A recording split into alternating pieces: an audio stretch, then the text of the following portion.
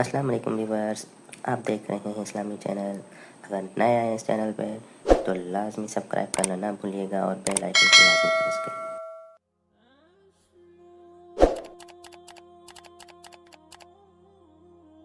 حضرت ابو دردہ رضی اللہ تعالیٰ عنہ کہتے ہیں میں ایک باغ میں تھا تو درخت کے اس پار عمر بیٹھے تھے۔ عمر پتہ نہیں کہاں مست تھے، مجھے دیکھ ہی نہ پائے۔ عمر اور میرے بیچ ایک درخت کا فاصلہ تھا۔ کہتے عمر مجھے دیکھ ہی نہ پائے۔ عمر اپنے آپ سے باتیں کرنے لگے اور کہنے لگے خطاب کا بیٹا عمر اور امیر المومنین، تو یہ سمجھنے لگ گیا اپنے آپ کو؟ ہم کہتے پاگل ہے، اپنے آپ باتیں کر رہا ہے۔ یہ لفظ کہتے ہی کہتے ان کے ہاتھ میں لکڑی کا تھوڑا تھا، زور سے اپنے گھٹنے پہ مارا اور پھر زمین پہ بیٹھ گئے۔ کہنے لگے بڑے تیرے نعرے ہیں نا، لوگ تیری بڑی تعریف کرتے ہیں نا، زمانہ تجھے بڑا اچھا کہتا ہے، بڑی تیری بات ہے نا، بڑا تیرا ذکر ہے، بڑا لوگ تجھے اٹھ کے ملتے ہیں۔ خطاب کا بیٹا امیر المومن، واہ بھائی واہ، اونٹ چرانے والے کا بیٹا امیر المومن۔ اور پھر کہتے سیانا ہو جا ورنہ قیامت میں اتنی ذلت بھی تیری ہوگی، اتنی تیری آج عزت ہے۔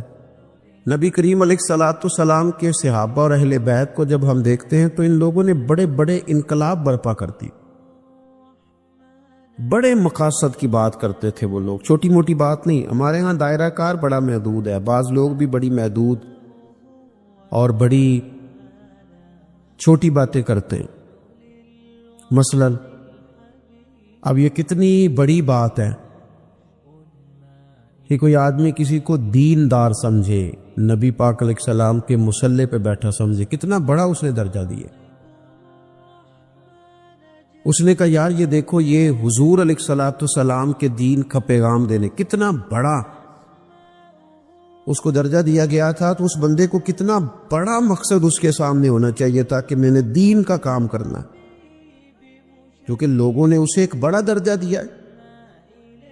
لیکن اگر وہ ذہن یہ بنا لے کہ میں ذرا دیکھوں جو آنے والا ہے وہ کچھ آپر لے کے آیا ہے کہ نہیں، اگر اس کا یہ ذہن بن جائے کہ میں نے کہیں جانا ہے تو کچھ 40,000 ملے گا کہ نہیں، تو اتنی بڑی تیری حیثیت اللہ نے بنائی ہے اور تو نے بند کہاں کر لیا اپنے آپ۔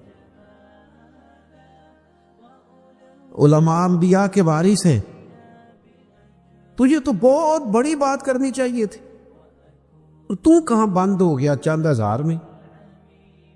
بڑے مقاصد جو ہوتے ہیں نا، بڑے مقاصد زندگی میں، حضور کا اسوہ مبارکہ ہمیں بڑے مقاصد کی بات بتاتا ہے۔ ہم چونکہ احادیث کو روز سنتے ہیں، روز پڑھتے ہیں، تو ہم اس طرح سے اس کی گہرائی میں اترتے نہیں جیسے ہمیں اترنا چاہیے۔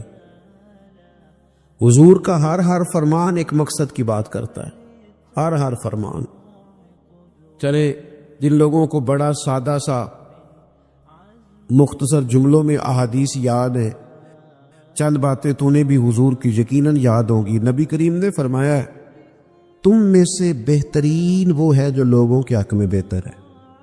آپ اس پر پورا غور کریں، اللہ آپ کو جزائے خیر دے، برکت تشریف رکھیں، محبت سے جی، محبت سے پیش ہے، پیار سے جی، اللہ آپ کو سلامت رکھے، برکات عطا فرمائے، خوش رکھے۔ آپ سارے موبائل ضرور چلائیں، لیکن صرف موبائل ہی نہ چلائیں، تھوڑی ہماری بھی بات سنیں۔ اللہ تعالیٰ آپ کو خوش رکھے۔ تھوڑی سی میری بات پر آپ توجہ دیں گے تو مجھے بات کرنے میں آسانی ہوگی۔ میں نے چند ایک گزارشات آپ سے کرنی۔ حضور نے فرمایا تم میں سے بہتر وہ ہے جو لوگوں کے حق میں۔ اب یہ ایک جملہ حدیث پاک کا اگر ہم صحیح طرح اپنی زندگی میں نافذ کر لینا، اتنا ہی یار میں نے بہتر بننا ہے، اپنے بچوں کے حق میں بھی، بہن بھائیوں کے حق میں بھی، بیوی اور سسرال کے حق میں بھی، ننیال اور ددیال کے حق میں بھی، میں نے ان کا کوئی نہ کوئی نفع کرنا ہے۔ یہ حضور کی ایک حدیث انسان کو اتنا بڑا مقصد دے دیتی ہے نا، ساری زندگی بندہ لگا سکتا ہے، ساری زندگی اور با مقصد زندگی ہو جاتی ہے۔ جب زندگی با مقصد ہوتی ہے پھر بندہ بور بھی نہیں ہوتا، پریشان بھی نہیں ہوتا، تنگ بھی نہیں ہوتا کہ بے مقصد بے فائدہ کام۔ ایک ہے با مقصد۔ حضرت عثمان غنی رضی اللہ تعالیٰ عنہ فرماتے ہیں کہ حضرت عمر فاروق رضی اللہ تعالیٰ عنہ کا دور مبارک تھا، دوپہر تھی اور گرمی بہت زیادہ تھی، لوگ اپنے اپنے گھروں میں آرام کر رہے تھے۔ مجھے کسی مجبوری کے لیے اپنے گھر کی چھت پہ جانا پڑا تو میں نے دیکھا کہ ایک شخص بوڑھا اونٹوں کو ہانکتا ہوا آ رہا ہے۔ میرے ذہن میں خیال آیا کہ یار ساری دنیا دوپہر کو سو رہی ہے، شدت کی دھوپ ہے، آپ بھی سو جاتے، عصر کے وقت آپ اونٹوں کو چلا لیتے۔ یہ کون ہے جو اس وقت بھی؟ کہتے میں کچھ دیر رک گیا، لیکن جیسے ہی وہ میرے قریب آئے، وہ کوئی عام آدمی تو نہیں، وہ تو حضرت عمر فاروق ہے رضی اللہ تعالی۔ آپ فرماتے ہیں کہ میں جھٹ سے سیڑھیوں سے نیچے اترا اور میں نے جناب عمر سے عرض کی کہ حضور اس وقت آپ؟ فرمانے لگے یہ مال غنیمت کے 2 اونٹ بھاگ گئے تھے، انہیں پکڑنے گیا تھا۔ میں نے عرض کی حضور کسی غلام سے کہہ دیتے۔ فرمانے لگے مسلمانوں کے مال کی حفاظت کی ذمہ داری میری ہے، غلام کی تو نہیں نا۔ اب ایک مقصد ہے نا کہ میں نے ایک ڈیوٹی کرنی ہے، میں نے ایک خدمت کرنی ہے۔ میں طالب علموں سے کہتا ہوں، علماء سے نہیں، طلباء سے میں کہتا ہوں آپ سارا دن کیوں شکوا کرتے ہیں؟ آپ کمیٹی کی مسجد سمجھ کے اس کی خدمت نہ کریں، اللہ کا گھر سمجھ کے کریں۔ مسجد کمیٹی کی نہیں ہوتی، مسجد اللہ تعالیٰ کا گھر ہوتی۔ اللہ کا گھر جان کر آپ اس کی خدمت کریں گے تو آسانی ملے گی۔ میری بات پر توجہ کریں جی، بیٹھ جاؤ بیٹا، اللہ آپ کو خوش رکھے۔ تو اپنی زندگی میں با مقصد کام جب ہم کرتے ہیں تو پھر تھوڑی سی سکون محسوس کرتے ہیں۔ اسی طرح سے نبی کریم علیہ السلام کا ایک تو یہ فرمان ہمیں مقصد بتاتا ہے، ایک دوسری بات سنی۔ حضور علیہ السلام نے فرمایا، اچھا میں یہ سمجھتا ہوں کہ نبی پاک علیہ السلام کی اس ایک حدیث پر عمل کر لیا نہ جائے نا، جو ہم سب کو آتی بھی ہے، تو سارے ملک میں سکون ہو جائے، سارے گھروں میں قرار آ جائے، سارے خاندانوں میں خوبصورتی آ جائے۔ حضور علیہ السلام نے فرمایا تم میں سے کوئی اس وقت تک مومن نہیں ہو سکتا جب تک اپنے بھائی کے لیے بھی وہی پسند نہ کرے جو اپنے لیے پسند کرتا ہے۔ آتی ہے نا سب کو حدیث پاک؟ ہاں نہ تو کرو نا، چلو جس کو نہیں بھی آتی تھی اس نے ابھی سن تو لی ہے نا۔ حضور نے فرمایا تم میں سے کوئی اتنی دیر تک مومن ہو سکتا جب تک وہ جو اپنے لیے پسند کرتا ہے وہی اپنے بھائی کے لیے بھی، حدیث ہے نا، آپ نے سنی ہوئی ہے نا، ایسے ہی ہے، ایسا ہوتا بھی ہے کہ ہم جو اپنے لیے پسند کرتے ہیں وہی بھائی کے لیے بھی کرتے، ہوتا ہے ایسے۔ ہم پتہ کیا کرتے ہیں، دکان پہ کپڑے خریدنے جائیں نا تو کہتے ہیں یار کوئی کپڑے دکھا، سوٹ سلوانا ہے، تو 2-4 جوڑے خود لے لیے، پھر اسی انہوں عقیدہ ہے ہن کو دین دوان والے بھی وخا، وہ کڑے ہوندے نے جڑے پان والے نہیں ہوندے، ایسی بات ہی ہے نا۔ اب جو دینے ہیں وہ بھی، یعنی وہ بڑا نیکی کر رہا ہے، امیر آدمی اپنے نوکر کو کپڑے دے رہا ہے، کہتا ہے یہ بالکل ٹھیک ہے، میں نے بس 2 دفعہ ہی پہنا، نیا بالکل، وہ بھائی نواں ہوندا تو نہیں سی دینا، بالکل ٹھیک ہوتا تو دیتا۔ ہم کیا کرتے ہیں، ہم ماحول اس طرح کا ہم نے بنا لیا ہے کہ اپنی ذات، اپنے بچے، اپنا گھر، اپنا ادارہ اس میں بند ہو جاتے۔ ایک سوچ جو امت کی سوچ ہے، جو قومی اور عالمی سوچ ہے، اس سوچ کے مطابق ہم کوئی کام نہیں کرتے۔ جب تک کہ ہم حضور کے اس مقدس فرمان پر نہیں غور کرتے کہ جو میں نے اپنے لیے پسند کرنا ہے وہی اپنے، تو مجھے بتائیے جب یہ سوچ ہوگی تو کوئی بندہ ملاوٹ والی چیز بیچے گا، غلط چیز سیل کرے گا، دنیا کو دھوکہ دے گا؟ لیکن ہم تو غور ہی نہیں کرتے، بس حدیث سن لی، معاملہ ختم ہو گیا۔ آپ دیکھیں امام غزالی فرماتے ہیں نبی پاک علیہ السلام کے ساتھ حضور کے غلام تھے، ایک درخت پر محبوب نے اشارہ کیا کہ یہاں سے 2 مسواکیں اتاریے، سادی سی بات ہے نا، مسواکیں اتار لی گئیں، خادم اتارنا آیا، اس نے لا کے حضور کی بارگاہ میں پیش کی۔ ایک مسواک بالکل سیدھی تھی، ایک تھوڑی ٹیڑھی تھی۔ مسواک تھوڑی ٹیڑھی بھی ہو تو دانتوں پر چلنے سے انکار تو نہیں نہ کرتی، نہ کوئی دانت صاف کرنے میں کوئی حرج ہوتا ہے، تھوڑی سی ٹیڑھی تھی، ایک ذرا سیدھی تھی۔ تو نبی کریم علیہ السلام کی خدمت میں غلام نے دونوں پیش کر دی تو محبوب نے ٹیڑھی مسواک رکھ لی اور سیدھی حضور نے غلام سے فرمایا کہ یہ آپ آج کل تو یہ کام الا ماشاءاللہ مذہبی لوگ بھی نہیں کرتے.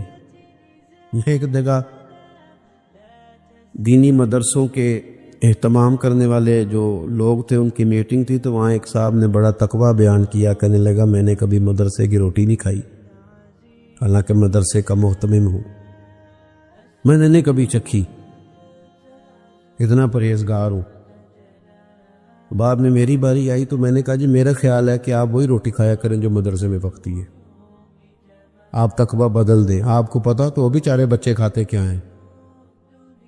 جو کچھ کمیٹی کے صدر کے گھر پکتا ہے اور جو محتمم کے گھر پکتا ہے اسے غور کرنی چاہیے کہ طلباء کو وہی دے رہا ہے, ان کے ساتھ بھی رویہ وہی ہے.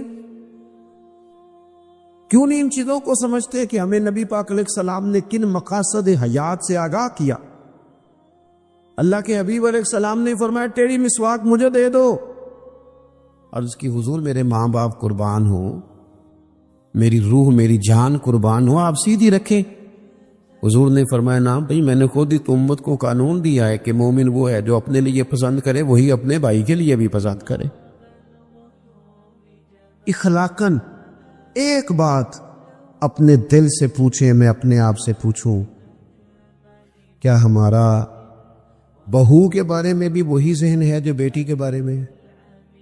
وہ ساری گنجائشیں, وہ ساری معافیاں جو بیٹی کو ملتی ہیں, اور نہیں ابھی بچی ہے تو نہیں ابھی چھوٹی ہے تو نہیں ہم نے ابھی کام کرائے نہیں تو نہیں ابھی مطلب اس پر کوئی بوجھ ڈالا نہیں تھا تو نہیں ذرا یہاں ماحول اور تھا. یہ جتنی کہانیاں بیٹی کے حق میں یاد ہوتی ہیں, مومن تو وہ ہے نا جو اپنے لیے پسند کرے وہی اپنے. تو یہ ساری کہانیاں بہو کے حق میں کیوں نہیں یاد آتی؟ یہ کیوں نہیں یاد آتی؟ یہ جو ہم اپنے داماد کو مشورہ دے رہے ہوتے ہیں کہ چل پتر غصہ نہ کر, آہستہ آہستہ ٹھیک ہو جائے گی, تو یہ والا مشورہ اپنے بیٹے کو کیوں نہیں دیتے بہو کے حق میں؟ خدا کے بندو, جب مومن کے اعلیٰ اخلاق ہوتے, اس کے مقاصد حیات بڑے ہوتے, وہ چھوٹی چھوٹی کچی کچی کمزور باتیں نہیں کرتا, خود غرض زندگی نہیں گزارتا.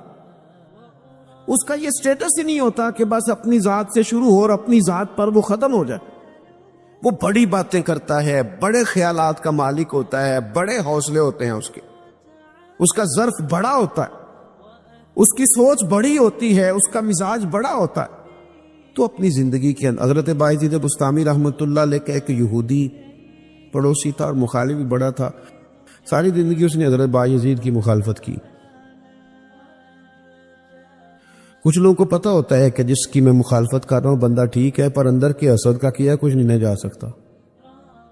ساری زندگی حسد کرتے اس نے بھی کیا اور بڑی غلط باتیں پھیلائیں. اس سے کوئی غلطی ہو گئی اس یہودی سے جو یہودیوں کا عالم تھا, اس سے کوئی غلطی ہو گئی, یہودی اس سے ناراض ہو گئے, حالات اس کے خراب ہو گئے, اتنا غریب ہو گیا کہ وہ چراغ جلانے کو بھی پیسے کوئی نہیں. بچہ تو چھوٹا سا, وہ اندھیرے میں ڈرتا تھا,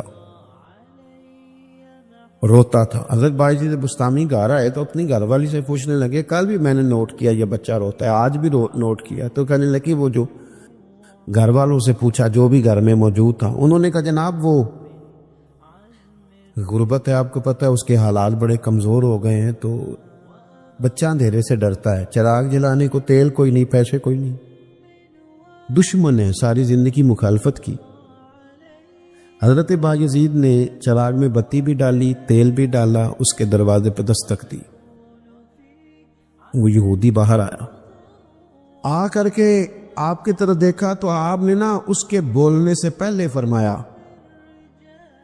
کہ پوری گلی اور چوک دیکھ لے, بندہ کوئی دیکھ نہیں رہا, اور تو مجھے جانتا ہے میں جھوٹ نہیں بولتا, میں بتاؤں گا بھی کسی کو نہیں.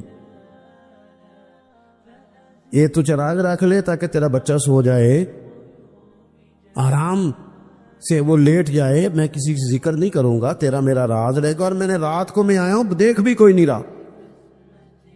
وہ یہودی کہتا ہے بولنے کی طاقت ہی کوئی نہ رہی. ہم تو دشمن کو بھی پاکیزہ سزا دیتے, ہم تو دشمن کو بھی پاکیزہ سزا دیتے ہیں. وہ اندر چلا گیا چراغ لے کے. رات بھر بچہ سویا رہا.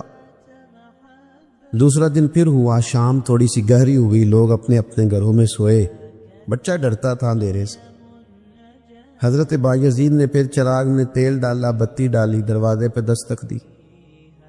جب وہ باہر آیا تو فرمانے لگے, تو دیکھ رہا ہے کہ کوئی بندہ موجود نہیں, اور تجھے پتہ ہے میں جھوٹ بھی نہیں بولتا, کسی کو بتاؤں گا نہیں, یا یہ لے جا تیرا بچہ سو جائے. اس نے مخالفت کی ہے ساری زندگی, اس کو دے دیا, اس کا بچہ سو گیا. تیسرا دن پھر ہوا, وہی وقت, وہی انداز, وہی باتیں. دستک دے کے کہا کوئی شخص نہیں دیکھ رہا, چراغ لے لے, بتاؤں گا بھی کسی کو نہیں, اور تجھے پتہ ہے میں جھوٹ نہیں بولتا.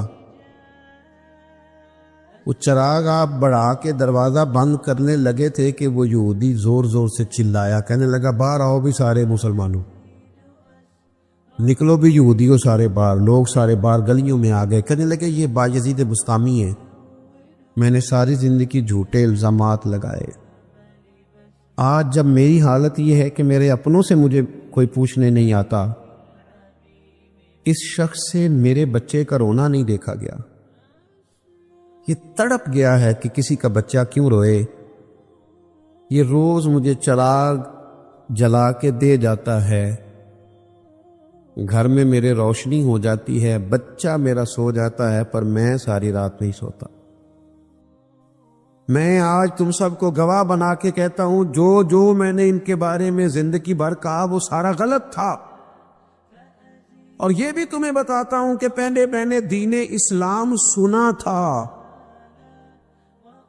3 دن ہو گئے میں دین کو دیکھ رہا ہوں. پہلے سنا تھا, میں دیکھ رہا ہوں. کہنے لگا میں تم سب کو گواہ بنا کے کہتا ہوں کہ بایزید بھی سچے ہیں, بایزید کا دین بھی سچا ہے, اور جس رسول کا یہ کلمہ پڑھتے ہیں وہ رسول بھی سچے ہیں. اس نے کلمہ پڑھا اور مسلمان ہو گیا. ہمارا یہ حال ہے کہ سگا بھائی کہتا ہے کہ مجھے کارنر والا پلاٹ چاہیے, وہ پھر ساری باتیں یاد آ جاتی ہیں اس کو. کہتا ہے کارنر والا چاہیے چونکہ کام تو پہلا میں لگا سو, کمائی تو پہلے میں نے کی تھی, لہذا چھوٹا بھائی جو ہے وہ تو دیر سے آیا تھا تو اس کا تو حق ہی نہیں بنتا وہ پیچھے جائے. اور کارنر والا پلاٹ یہ زیادہ دیر نہیں لگے گی, 20-25 سال گزریں گے. اس طرح آپ والد کو پریشان کریں, اس طرح آپ کے بچے آپ کو کریں گے, خدا نہ کرے. وہ بھی کہیں گے ابا یہ کارنر والا میرا ہے, تو کدھر سے آ گیا. تو حضور نے ہمیں اعلیٰ مقاصد, اعلیٰ اخلاق, اعلیٰ کردار, بڑی باتیں کرنے کا. ہمارے پاس بڑی کہانیاں ہوتی ہیں پر ساری اپنے حق میں, بڑے دلائل ہوتے ہیں پر سارے اپنے حق میں, بڑی باتیں آتی ہیں پر ساری. ہمارے ایک بزرگ کہا کرتے تھے میں ایسے بیوقوفوں کو جانتا ہوں جو کوئی چیز بھی پھینکے نا تو اپنے گھر میں پھینکتے ہیں, حالانکہ بولے بھلے بیوقوف اپنے گھر میں پھینکے. تھوڑی سی نا خود غرضی کی چادر اتاری جائے, بڑی سوچیں پیدا کی جائیں, بڑے مقاصد پیدا کیے جائیں. تھوڑا سا نا بندہ کسی کے لیے بھی کبھی دعا کرے, کبھی اس کی آرزو ہو کہ کسی اور کے حق میں بھی وہ خیر کا جملہ کہے. حضرت مولا علی شیر خدا کرم اللہ تعالی وجہہ الکریم, میں نے یہ دیکھا ہے کہ جو بندے جس کے بچے روز 4,000 کے برگر کھا جاتے ہیں نا, اس کا ملازم اگر کہہ دینا کہ جناب اس دفعہ نا میرے لیے کچھ مشکل آ رہی ہے, کو 5,000 ایڈوانس چاہیے, تو جس کے گھر میں روز بچے کھانا پکنے کے باوجود 4,000 کا فاسٹ فوڈ کھاتے ہیں, وہ ملازم سے کہتا ہوتا ہے او تو خرچے کیوں نہیں کٹ کردا, اپنی طاقت کے مطابق خرچ کر. دوسروں کو نصیحت کرنا آسان ہے, لیکن کیا مسئلہ ہے کہ ہم اپنے بچوں کے حق میں جتنی آسانیاں چاہتے ہیں وہ دوسروں کے بچے نہیں, دوسروں کی اولاد نہیں. دوسرے کے گھر میں روشنی ہوگی تو ہم کیا سمجھتے ہیں کہ دنیا سے روشنی کم ہو جائے گی؟ کبھی بھی نور بانٹنے سے نور کم نہیں ہوتا. ایک شمع سے ہزاروں دیے بھی جل جائیں تو پہلی والی کی روشنی میں کبھی کمی نہیں آتی. اس لیے چھوٹی سوچوں سے باہر نکلا جائے، بڑی مضبوط مستحکم یہ سوچیں زندگی میں پیدا کی جائیں۔ اگر ہم محدود زندگی گزاریں گے تو پھر ٹھیک ہے، اپنی ذات سے بات شروع ہوتی ہے، اپنی ذات پہ ختم ہو جاتی ہے۔ اور یہ اس ملک میں یہ باقاعدہ پرموٹ کی گئی ہیں چیزیں، پرموٹ، جب تک کوئی میرے ساتھ چل رہا ہے تب تک وہ بالکل ٹھیک ہے، اور جس دن میرے ساتھ نہیں اس دن کوئی نہیں سمجھ آ رہی آپ کو میری بات کی۔ ہمیں ساری دنیا کو بھی بدنام کرنا پڑے تو ہم نے ہر اس شخص پر الزام لگانا ہے جو میرے خلاف ہے۔ ایسا نہ کریں، آپ ان چیزوں سے تھوڑا باہر نکلیں۔ اور یہ سارے کام کرتے ہیں، کسی ایک کا نہیں مسئلہ، سب سیاسی، سماجی، فلاحی، الا ماشاء اللہ مذہبی، جو میرے ساتھ ہے وہ ٹھیک ہے، جو میرے ساتھ نہیں بندہ ہی ٹھیک نہیں، سرے سے بات ہی ختم ہو گئی۔ او خدا کے بندو، یہ دعویٰ صرف نبیوں کو سجتا ہے، صرف رسولوں کو سجتا ہے، باقی کوئی شخص یہ دعویٰ کرے تو دعویٰ اس کا 100% غلط۔ تو اپنی زندگی کے اندر ان باتوں پر ضرور غور کرے کہ اعلیٰ حضرت مولا علی شیر خدا کرم اللہ تعالی وجہ الکریم گھر سے نکلے، اپنے غلام سے کہنے لگے آج ذرا خریداری کرنے چلے، بازار تشریف لے گئے، وہاں سے 2 سوٹ خریدے، ایک ذرا کم قیمت کا تھا، ایک ذرا زیادہ قیمت کا تھا۔ اب وہ خرید کے دونوں تھیلے میں ڈال لیے۔ آپ کا خادم کہتا ہے میں سمجھ گیا، جو مہنگا ہے وہ آقا کا ہے اور جو سستا ہے وہ غلام کا ہے۔ کہتے لے کے واپس آئے، وہ چوک آ گیا، وہ جگہ آ گئی جہاں سے حضرت مولا علی نے اپنے کاشانہ نور پہ جانا تھا اور میں نے اپنے گھر جانا تھا۔ کہتے ہیں حضرت مولا کائنات فرمانے لگے ذرا میرے والا جوڑا مجھے دینا۔ کہتے میں نے وہ مہنگا والا نکال کے حضرت علی کو پیش کیا تو فرمانے لگے یہ نہیں میرا تو وہ دوسرا ہے۔ مجھے بتائیں کہ روب کپڑوں کا ہوتا ہے کہ کردار کا؟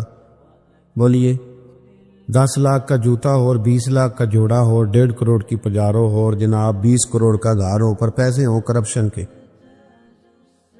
تو لوگ کوٹھی کے دروازے پہ کھڑے ہو کے کہہ دیتے ہیں غلط مال ہے اس کے پاس، بندہ ٹھیک نہیں۔ جوتے ٹوٹے ہوئے ہوں، کرسی اور میز پرانا ہو، چھوٹا سا افسر ہو لیکن دیانتدار ہو، تو بڑے بڑے مالدار بھی دروازے پہ کھڑے ہو کے کہتے ہیں یار بندہ بڑا کھرا ہے، نہ پیسے پکڑتا ہے نہ کسی کی سفارش مانتا ہے۔ ہمارے شہر میں حاجی ابو داؤد محمد صادق صاحب رحمۃ اللہ علیہ بزرگ تھے، تو میں نے بڑی پجاروں سے اترنے والا پیر بھی نا بڑی پجاروں سے ملنے آیا، وہ بھی پہلے چین والی گھڑی اتارتا تھا، پھر اپنی داڑھی دیکھتا تھا۔ لیول تو حاجی صاحب سادے سے بندے، تو بات سمجھ میں آتی تھی کہ روب کپڑوں کا نہیں ہوتا، روب تو کردار کا ہوتا ہے۔ اگر کردار مضبوط ہے تو کپڑے سادے بھی ہوں تو گزارا ہو جاتا ہے، لیکن کردار کچھ بھی نہ ہو، لوگ پیسوں کے زور پر، دولت کے زور پر، مال کے زور پر، بلکہ بعض لوگ تو ایسے ہیں جو خوشامدیوں کے زور پر، اپنے دائیں بائیں ادھر ادھر جو ان کے وظیفہ خار، نمک خار، خوشامد پسند ہے، ان کے زور پر اپنے آپ کو منوانا چاہتے ہیں۔ کردار اصل ہے، کردار حسن ہے، کردار رعنائی ہے۔ آپ ہمیشہ تب بڑے ہوں گے جب آپ کے اخلاق میں، معاملات میں، لین دین میں صفائی ہوگی، پھر لوگ آپ کو بڑا جانیں گے۔ حضرت مولا علی شیر خدا کرم اللہ تعالی وجہ الکریم، اس سے کہا یہ نہیں میرا تو دوسرا ہے، تو کہا ٹھیک ہے جناب دوسرا ہے، تو حضور آپ آقا ہیں، آپ کا کیسے دوسرا ہے، آپ کا تو یہ ہے۔ حضرت علی کہنے لگے نہیں وہ جو سستا، میری بات کی سمجھ آ رہی ہے آپ کو، وہ جو سستا جوڑا ہے نا وہ مجھے دو۔ تو اس نے نا ایک دلیل پیش کی آپ کے غلام نے، کہنے لگا حضور آپ نا مہنگے والا رکھے، کیوں؟ آپ آقا ہیں اور میں سستا پہنتا ہوں کیونکہ میں غلام ہوں۔ تو حضرت علی کہنے لگے دلیل ہی قائم کرنی ہے نا تو میرے والی کر لے، تو مجھے سستا دے دینا کیونکہ میں بوڑھا ہوں، اور تو مہنگا پہن لے چکے تو جوان ہے. اگر کسی دلیل کی بنیاد پر ہی لباس پہننا ہے تو چلو اس طرح کرو, یہ والی دلیل قائم کر لو کہ بوڑھوں پر سستا بھی چل جاتا ہے اور جوانوں کے لیے ذرا کپڑے مہنگے ہوں, ذرا اچھے نئے اور ڈیزائنوں کے ہوں تو ذرا جوان خوش ہوتے ہیں. تو تھوڑے سے نا بڑا دل ہو, ذرا بڑا ظرف ہو, ذرا حوصلہ بڑا ہو, ذرا سوچ بڑی ہو, ذرا انسان کا معیار بڑا ہو. یہی بات بعد میں حضور کے صحابہ میں آئی. آپ دیکھ لیں حضرت عمر کو, دیکھیں حضرت عثمان کو, اور خلیفہ اول بلا فصل حضرت ابوبکر صدیق کو, حضرت مولا علی شیر خدا کو. ان لوگوں نے بڑی بڑی باتیں کی, بڑا حوصلہ تھا ان. یہ ہمیشہ انقلابی باتیں. حضرت عثمان غنی, ان کا مال آیا پڑا ہے. اب ہمارے ہاں تو لوگ مصنوعی قلت بھی پیدا کر لیتے ہیں, لیکن مال آیا ہوا ہے, قلت کے قحط کے دن ہیں. آ کے تاجروں نے کہا حضرت عثمان غنی سے کہ آپ جتنے کا خریدا ہے نا, ہم تحقیق بھی نہیں کرتے, ڈبل لے لیں, ہمیں دے دیں. حضرت عثمان کہنے لگے مجھے زیادہ نفع ملتا ہے. انہوں نے کہا 3 گنا لے لیں. کہنے لگے زیادہ ملتا ہے. 4 گنا لے لیں. فرمایا زیادہ ملتا ہے. کہنے لگے اس سے زیادہ ہم نہیں دے سکتے. وہ بندہ بتائیں جو زیادہ دیتا ہے. حضرت عثمان غنی کہنے لگے مجھے تو 700 گنا کی امید ہے. جناب کس طرح؟ تو حضرت عثمان نے مسجد میں اعلان کروایا یا کسی ذریعے سے لوگوں تک پیغام پہنچایا کہ جو غریب گندم نہیں نہ خرید سکتا وہ آ کے لے جائے, آ کے لے جائے نا. فرمایا مجھے رب کی بارگاہ سے 700 گنا کی امید. تو بڑا دل ہو, بڑا حوصلہ ہو. بس بات ختم کرنے لگا ہوں. حضور کی جو اولاد پاک ہے اس کا بھی یہی مزاج ہے. زندگی بھر سخاوتیں, لوگوں پر محبتیں, ان لوگوں کا درگزر, ان لوگوں کا اپنے لیے نہیں, انہوں نے جب بھی سوچا نبی کریم کی ساری امت کے لیے سوچا. حضرت امام حسن رضی اللہ تعالیٰ عنہ فرماتے ہیں میری والدہ سیدہ طیبہ طاہرہ حضرت فاطمہ الزہرا رضی اللہ تعالیٰ عنہ تو جب دعا مانگتی تھی تب بھی حضور کی ساری امت کے لیے مانگتی تھی. ان کی دعاؤں میں بھی بڑے دل کے ساتھ, بڑے حوصلوں کے ساتھ, بڑا اعزاز کے ساتھ بیٹھے رہتے ہیں امام حسین.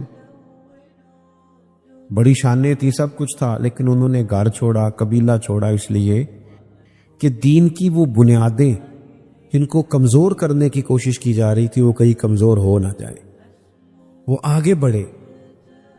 1,00,000 دینار آیا حضرت امام حسین کے پاس سویرے. کتنا؟ چلو آپس گل کر لیں. آپس 1,00,000 روپیہ کھول ہوئے تے مسیتے دینے پی جان تے کنے دئی دینے وچوں آپس دی گل نہیں دسدے کسے نوں. کنے مثلا چلے بڑا کوئی زور لگائے گا تو 5,000 دے دے گا. 5,000. اور ذرا کبھی کسی جگہ پہ کمزوری آئے نا کوئی مالی طور پہ تو سب سے پہلے لوگ وہ پیسے بند کرتے ہیں جو مسجد جاتے ہیں یا کسی غریب کی طرف جاتے ہیں, کہتے ہیں ہاتھ تنگ ہے. سب سے پہلے 1,00,000 دینار امام حسین کے پاس آیا. زور کے وقت پیسے آئے, عصر سے پہلے پہلے پاک محبوب کے پاک نواسے نے سارے بانٹ دیے. سب بانٹ سارے. شہزادے عرض کرنے لگے حضور آپ کا کرتا پرانا ہو گیا تھا, کوئی 1-2 دینار رکھ لیتے تو کرتا نیا لے لیتے. فرمانے لگے اگر تو پہلے یاد کراتا تو میں سوچتا, یہ نہیں کر رکھ لیتا, تو پہلے یاد کراتا تو میں غور کرتا. میرے عزیز تھوڑا سا نہ دل بڑا کرے. ہم نے اپنے بچوں کو سکھایا کہ کردہ سوچ, کچھ اپنے کردہ سوچ. ان سے کبھی کبھی یہ بھی کہا کرو بیٹا ملت کا سوچ, مذہب کا سوچ, وطن کا سوچ, قبیلے کا سوچ, بڑا دل کر, بڑی بات کر. ہمارے جوان اتنے باصلاحیت ہیں, اللہ کے فضل سے اتنے باصلاحیت ہیں کہ ایک بچہ پورے علاقے کو سنبھال سکتا ہے, لیکن ان کو بڑا دل نہیں ملتا, بڑا حوصلہ نہیں ملتا, بڑی تھپکی نہیں ملتی. پشت پناہی بڑی نہیں ملتی، وہ بیچارے محدود ہو کے رہ جاتے ہیں، محدود ہو کے کہ بس ٹھیک ہے گھر چل گیا، پیسے 4 آ گئے، کوٹی چھوٹی بن گئی تو چھٹی۔ بھئی یہ کام تو غیر مسلم بھی کر لیتا ہے۔ دنیا میں جتنے بھی لوگ مضبوط ہوتے ہیں نا، توانا ہوتے ہیں، ذہنی طور پر طاقتور ہوتے ہیں اور دنیا میں بڑے بڑے کام کرتے ہیں، یہ وہ لوگ ہوتے ہیں جن کے عقیدے مضبوط ہوتے ہیں۔ بہت سارے لوگوں کے پاس اسباب بھی ہوتے ہیں، صحت بھی ہوتی ہے، گنجائش بھی ہوتی ہے، لیکن وہ لوگ نظریاتی طور پر کمزور ہوتے، فیصلے کی قوت ہی نہیں ہوتی۔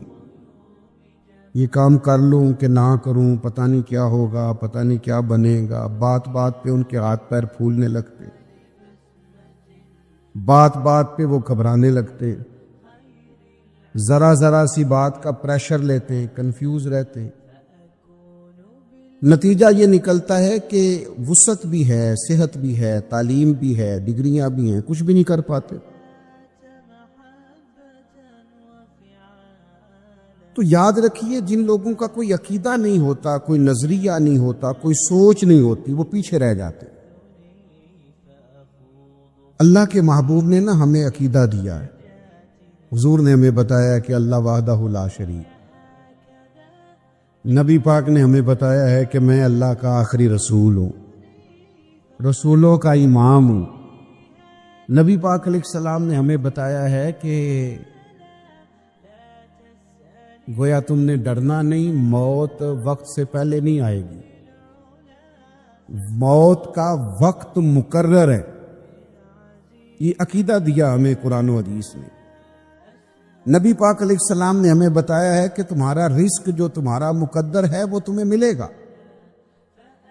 حضور نے یہ ہمیں عقائد دیے کہ اس مرنے کے بعد پھر ایک زندگی ہے، ہمیں اٹھنا ہے۔ یوم نحشر المتقین الی الرحمن وفدا، جب متقی اور پرہیزگار لوگوں کی شان یہ ہوگی کہ وہ رب کی بارگاہ میں مہمان بنا کر پیش کیے جائیں گے۔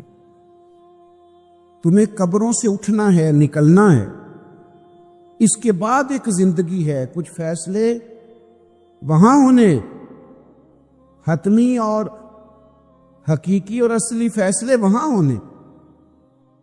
تو جب اس طرح کے نظریات لوگوں کے ہو جاتے ہیں نا، پھر لوگ کمزور نہیں رہتے، پھر ان میں خوف نہیں رہتا، پھر وہ سہمے ڈرے نہیں ہوتے، پھر وہ زندگی میں آگے جانے کے لیے کوئی چور رستہ اختیار نہیں کرتے، وہ پھر حلال حرام کی ہمیشہ تمیز کرتے، کیونکہ ان کو پتہ ہوتا ہے خالق مالک اللہ ہے، رازق اللہ ہے۔ انہیں پتہ ہوتا ہے کہ رزق ہماری چلاکیوں سے نہیں آنا، خدا کے فضل سے آنا ہے۔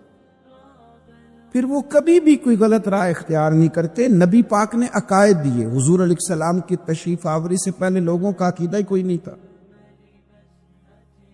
کوئی ہاتھ سے بنائے ہوئے مٹی کے بتوں کو پوجتا ہے، کوئی معاذ اللہ چاند سورج کی طرف دیکھتا ہے۔ اوہام پرستی، وہموں کا شکار ہونا۔ اور قرآن مجید ہمیں بتاتا ہے کہ وہ لوگ حج کر کے آتے تو اپنے گھروں کے دروازوں سے نہیں گزرتے تھے، پیچھوں سے چھلانگے لگا کے دیواریں پھلانگ کے آتے کہ ہم نیک ہو گئے ہیں، اور دروازے جو ہیں یہ پاک نہیں ہیں۔ وہ قربانیاں کرتے تو ان کا خون بیت اللہ کی دیواروں سے ملتے معاذ اللہ، سارے کپڑے اتار کے کعبۃ اللہ کا طواف کرتے۔ ان کے اندر وہم تھے، اوہام پرستی تھی، طرح طرح کی چیزیں ان کے دلوں میں آ گئی تھی۔ نبی پاک تشریف لائے تو کریم رسول داعیہ اللہ ہیں، حضور نے ان کے نظریات کو مضبوط کر دیا، حضور نے انہیں پختگی عطا کر دی، طاقتور کر دیا ان کے ذہن کو۔ یہ حدیث آپ سب نے یاد رکھنی ہے، ذہن میں بٹھانی ہے۔ حضرت عبداللہ ابن عباس رضی اللہ تعالیٰ عنہ بیان فرماتے ہیں کہ نبی کریم علیہ السلام نے مجھ سے فرمایا کہ عبداللہ، ساری دنیا مل کے تیرا کچھ بگاڑنا چاہے نہیں بگاڑ سکتی جب تک اللہ کی حکمت کا تقاضا نہ. بلا وجہ ڈرنا، بلا وجہ سہ میں رہنا، بلا وجہ حالات کے سہمے ہوئے لوگوں کو بتا دو حالات بدل جاتے ہیں، ایک جیسے نہیں رہتے. ساری دنیا مل کے تیرا کچھ بگاڑنا چاہے تو بگاڑ سکتی نہیں جب تک اللہ کی حکمت کا تقاضا نہ ہو، مشیت الہی نہ ہو. اور فرمایا سارے دنیا دار مل کے بھی تیرا کوئی سنوارنا چاہیں، سنوار نہیں سکتے جب تک اللہ کی رضا نہ ہو. خوف کس بات کا، وہم کس بات کا؟ ہمیں نہ کچھ لوگ وہم میں ڈالتے اور ہم بڑی جلدی وہم میں آ جاتے ہیں.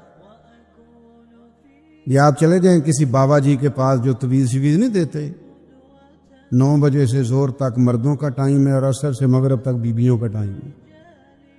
بابا جی ان کوئی کب نہیں سوائے لوگوں نوں وہم ہی کرن دے. تینوں کسی نے کچھ کیتا ہے؟ جننے منڈیاں دا کام کرن نوں دل نہیں کردا انہاں سارے نوں جادو ہو گیا. آپ کا کام کرنے کو دل نہیں کر رہا، محنت کرنے کو دل نہیں کر رہا، آپ کو نظر لگ گئی.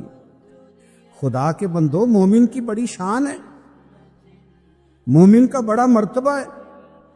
مومن مضبوط اعصاب کا مالک ہوتا ہے. کمزور باتیں کرنا، وہ جی بلی میرا رستہ کاٹ گئی تھی، آج مجھ سے دودھ گر گیا تھا، مجھے پیچھے سے آواز نہ دینا، یہ مومن کا کام ہے.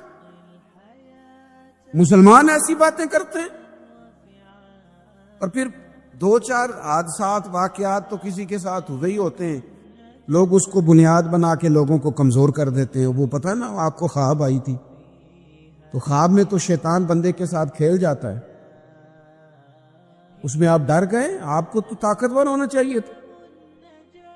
تو نظریاتی پختگی، ماحول میں طاقت، یعنی آپ اندازہ کریں کہ نبی پاک علیہ السلام نے لوگوں کو اتنا پختہ کر دیا، اتنا پختہ کر دیا.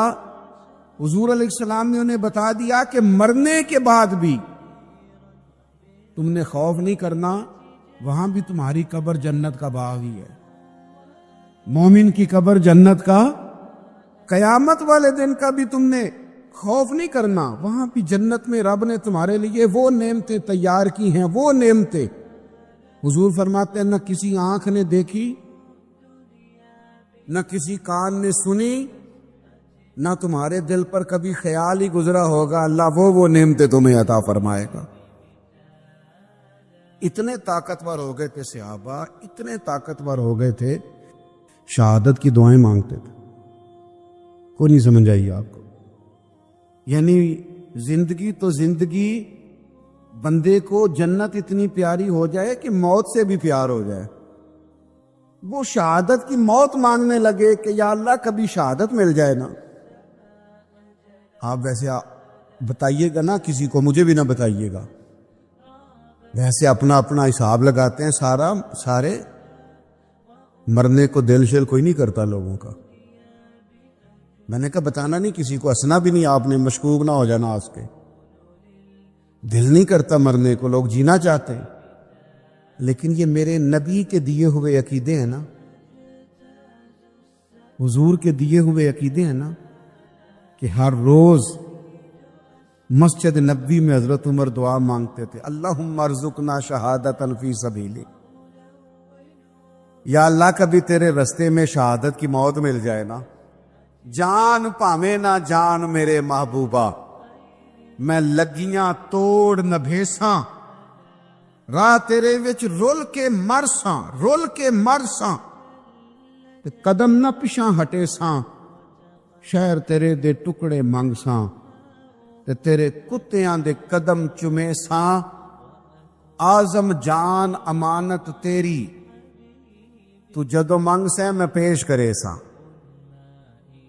جان امانت تیری، تو جدو منگ سے میں پیش، میں یوں کر کے پیش کروں گا، حضور ہے ہی آپ کی. جدو منگ سے میں پیش کرے ساں. میرے عزیز، جنگ احد میں نا کفار نے ایک چلا، سنیں جی سنیں اللہ جزاک، جنگ احد میں نا کافروں نے ایک سازش کی تھی. مسلمانوں کے حوصلے پست کرنے کے لیے بعض لوگ ایسی خبریں پھیلاتے ہیں مایوسی کی. یہ ہمارے ملک میں بھی لوگ کام کرتے ہیں. ان کے پاس کبھی آپ بیٹھے تو ایسا لگتا ہے کہ پرسوں تک ہی حالات ہیں, اس کے بعد ختم ہو جائے گا سارا کچھ. انہوں کو چنگی خبر لبدے کدی نہیں.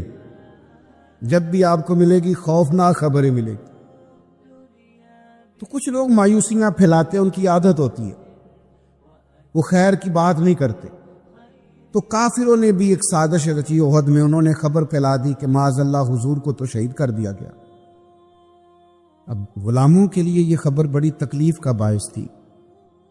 جنہاں دے دل بر جانی وچھڑن کون روے پھر تھوڑا, اس سب روگاں دا روگ محمد جس دا نام وچھوڑا. یہ مشکل ہوتا ہے. لوگ پریشان ہو گئے, طبیعتیں بے چین ہو گئی, بعض کے حوصلے پست ہونے لگے, حضور چلے گئے. لیکن نبی پاک نے نظریات دیے ہیں نا, عقیدے دیے ہیں نا, ان کی سوچیں دیکھو کیسی ہیں. حضرت انس بن نضر رضی اللہ تعالیٰ عنہ, یہ جناب انس بن مالک کے چچا ہیں. حضرت انس بن مالک کے چچا جناب انس بن نضر, یہ نا احد پہاڑ کی طرف سے آ رہے تھے. تو جنت کی باتیں سن سن کے جنت اتنی تازہ ہو گئی ہے ذہن میں کہ حضور کے صحابہ سے پوچھتے کیا ہوا, تو کہنے لگے خبر پھیل رہی ہے کہ حضور شہید ہو گئے, نبی پاک کو شہید کر دیا گیا. تو حضرت انس بن نضر کہنے لگے ادھر آؤ میرے پیچھے, اگر حضور شہید ہو گئے تو ہم نے جی کے کیا کرنا ہے, مجھے تو احد پہاڑ کے اندر سے جنت کی خوشبو آ رہی ہے, آؤ سارے جانیں پیش کر دیں, ہم بھی قربان ہو جائے, جنت کی خوشبو تو سامنے. جب آپ کے عقیدے مضبوط ہوتے ہیں نا, عقیدے مضبوط. ایک لفظ لوگ ہمارے ہاں بولتے ہیں, کہتے مینوں چاہ بڑا سی, منڈے دی شادی سی تے مینوں,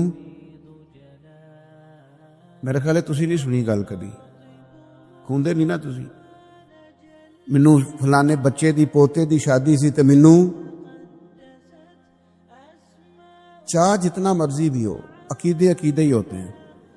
جتنا مرضی چاہ ہو, اگر ایمان مضبوط ہو تو لوگ شریعت نہیں بھول سکتے.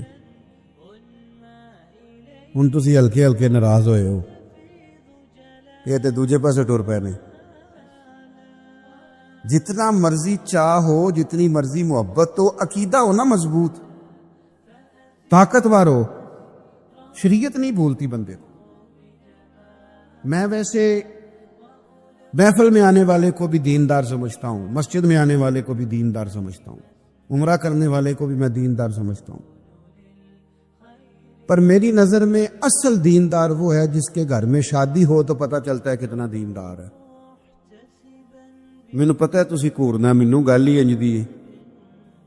شادی والے دن پتہ چلتا ہے کتنا دیندار ہے, بیٹے کی شادی پہ. پھر پتہ چلتا ہے شریعت کا کتنا خیال کرتا ہے. اب پتہ چلے گا عقیدہ کتنا مضبوط ہے. کچھ ٹائم ایسے ہوتے ہیں کہ جب بندے کو ہوش نہیں رہتی. ایک صحابیہ ہیں, سیاستہ میں حدیث موجود ہے, ان کا نام ہے حضرت ام خلاد رضی اللہ تعالی عنہ. ان کے بیٹے شہید ہو گئے تھے. تو مجھے بتائیے کہ کسی ماں کا بیٹا ہی چلا جائے تو اس کی کیا کیفیت ہوتی ہے؟ ہوش سلامت رہتا ہے. بچے کو تو بخار ہو تو ماں باپ ساری رات سو نہیں پاتے, ساری رات نہیں نیند آتی. حالانکہ بخار ہے, چھوٹا سا معمولی سا اتر جائے گا, لیکن وہ ہائے ہائے کرے تو نیند نہیں آتی. اور بیٹا چلا ہی جائے, شہید ہی ہو جائے. تو جناب ام خلاد رضی اللہ تعالیٰ عنہ کا بیٹا شہید ہو گیا, تو وہ نہ معلومات کرنے آئیں کہ واقعی میرا بیٹا شہید ہو گیا, تصدیق کرنے آئیں. جس وقت وہ تصدیق کرنے آئی ہیں, پتہ کرنے آئی ہیں کہ میرا بیٹا شہید ہو گیا ہے, تو انہوں نے بہترین کر کے اپنا جسم پردے سے چھپایا ہوا ہے, نقاب اوڑا ہوا ہے, پورے طور پر وہ با پردہ ہیں. آئی ہیں, تھوڑا سا پیچھے کھڑے ہو کے پوچھتی ہیں, مجھے پتہ چلا ہے میرا لال شہید ہو گیا ہے. انہیں خبر دی گئی کہ ہاں آپ کا بیٹا بھی شہید ہو گیا ہے۔ ان سے ایک شخص نے سوال کیا، کہا اس حال میں بھی آپ کا پردہ قائم ہے؟ تو ہوش ہی نہیں رہتا نقاب کرنے کا، پردہ کرنے کا، برقع پہننے کا، یعنی بیٹا چلا گیا۔ اللہ کرے آپ کو سمجھ آئے میں کیا کہہ رہا ہوں۔ عقیدے ہوں مضبوط، نظریات ہوں تازہ، تو انسانوں کا مزاج اس طرح کا بن جاتا ہے۔ ان سے کہا جناب اس حال میں بھی آپ اتنی باپردہ ہیں؟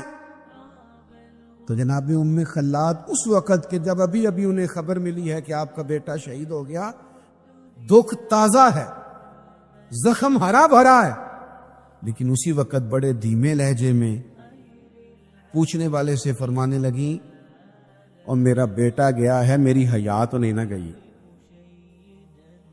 ہم نے دین رسول کائنات سے لیا ہے، ہمیں عقیدے نبی پاک نے دیے، بیٹا گیا ہے، میری حیا تو قائم ہے۔ او بھائی کوئی بھی وقت ہو، کیسا بھی وقت ہو، جو نظریاتی لوگ تھے انہوں نے نظریے پر کبھی سودا، ان کا نظریہ طاقتور رہا، ذہن ان کا مضبوط رہا،